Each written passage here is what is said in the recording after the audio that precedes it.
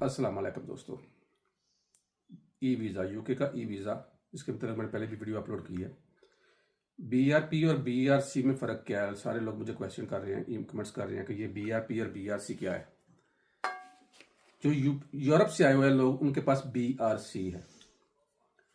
जो यूरोप से लोग आए हुए हैं, जिनके पास सेटलमेंट स्टेटस है, उनके पास बीआरसी है, बीआरपी नहीं है।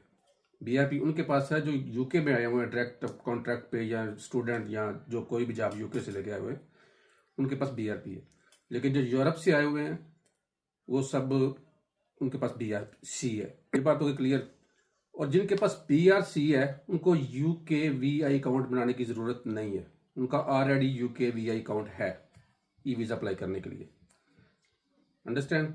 आप अगर उनकी वेबसाइट पे जाएंगे तो आप वहाँ पर आपको मिल जाएगा कि लिखा हुआ है वहाँ पे कि अगर आप ईयू पे हैं बीआरसी तो आपको ऑलरेडी है अकाउंट।